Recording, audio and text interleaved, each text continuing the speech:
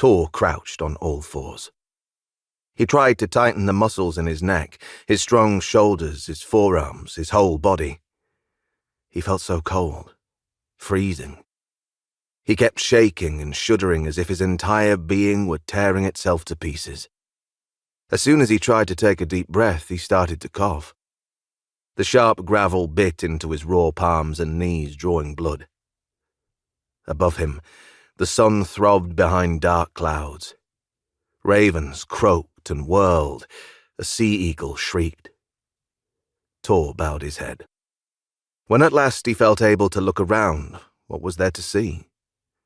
The grey German Ocean, not flat calm because it never is, quite good-humoured though. Soft-ribbed, darted with pewter sparks. And to north and south, the stretch of the barren foreshore and long line of jagged dark cliffs. So, this was England. Uninviting, desolate. It looks like the world's end, thought Tor, if the world does end. But when he narrowed his eyes again, Tor did see something. A lump lying on the beach. He got to his feet, dripping, and staggered towards it. Sobbing, he fell onto his knees. The late sun burst through the lumpen clouds and thumped inside his head. Tor knew. He knew for sure. Eirik! Eirik, self-reliant and strong. His arms and legs broken and twisted when the sea chewed him before she threw him up. His white, unblemished skin, his grey eyes open and amazed. The sandflies exploring his nostrils and ears and gaping mouth. And a ribbon of seaweed had draped itself around his neck and shoulders as if he were a bridegroom of the sea. Eirik, Tor's friend and companion in a land of strangers. I'm alone in an enemy country, Tor thought. I don't even know where I am. Tor howled and threw himself over Eirik's mangled body. Eirik, Eirik. Tor's lips were bluish with cold. He was mouthing the words but made scarcely a sound. When at last Tor levered himself up, he saw their boat floating in the wavelets, her bow ribs broken, her pine mast snapped, her square sail lying flat in the water. Kittiwake. Kittiwake. What happened? The wind was from the north, like she was all the way from Orkney. Right behind us from the hour we set sail. What happened?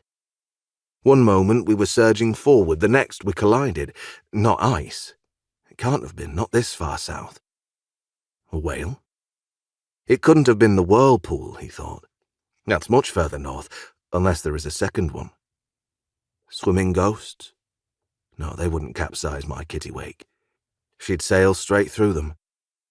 Tor stumbled out to Kittiwake, and at once he saw how badly damaged she was. Wrecked.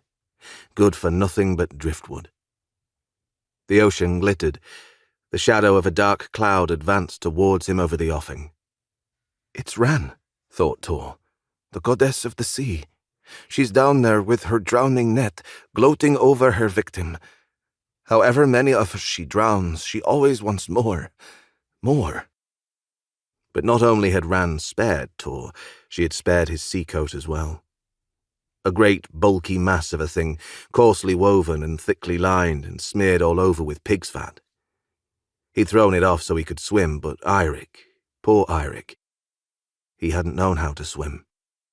The coat was bobbing up and down on the far side of Kittiwake, and Tor waded round and grabbed it. For all his strong shoulders, it was so drenched and heavy he had to drag it behind him. Then Tor splashed back to his dead companion. He shuddered. He reached down, closed his friend's eyes, and pulled away the slimy seaweed that had wrapped around his neck.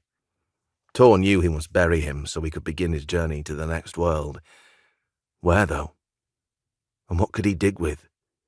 What if the tide turns and tugs at him? Thought Tor. He trembled and simply slumped beside his dead friend's body.